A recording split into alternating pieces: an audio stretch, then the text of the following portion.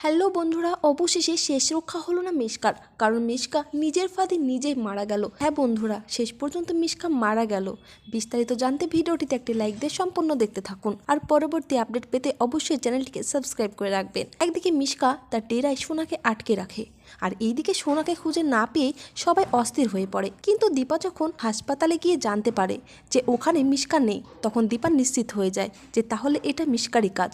আর এইদিকে সূর্য মিশকার রুমে গিয়ে মিশকাকে খুঁজে পায় না, তবে একটা ফটো দেখতে পায় সূর্য, আর তাতে মিশকা ও সূর্য জয়েন্ট ফটো। আর সেটা দেখে সূর্য প্রচণ্ড অবাক হয়ে যায় এবং সূর্য বুঝতে পারে যে এটা মিশকারই কাজ।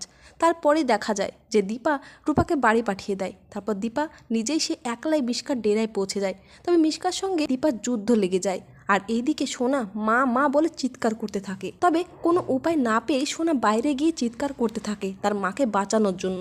ঠিক তখনই সেখানে রূপা তার বাবা ও সবাইকে মিলে হাজির হয়ে যায়। এরপর সূর্য সেখানে যায় এবং দীপাকে ছেড়ে দিতে বলে মিশকাকে। তবুও সূর্যর কোনো কথাই শোনে না মিশকা। এমনকি একটা পর্যায়ে মিশকা দীপাকে কারেন্টের জলে ফেলে দিতে যাবে, আর এরই মধ্যে সেখানে পুলিশ এসে মিশকাকে গুলি মেরে দেয়। আর সঙ্গে সঙ্গে মিশকা তার নিজের ফাঁদ পাতানো সেই কারেন্টের জলেই শক খেয়ে মৃত্যুবরণ করে। তো বন্ধুরা, তোমাদের কি মনে হয় এবার কি তাহলে সোনার ভুল ভাঙবে তার মায়ের থেকে? অবশ্যই কমেন্ট করে জানিয়ে দিতে পারো। আর ভিডিওটি ভালো লাগলে অবশ্যই চ্যানেলটি সাবস্ক্রাইব করে রাখবেন।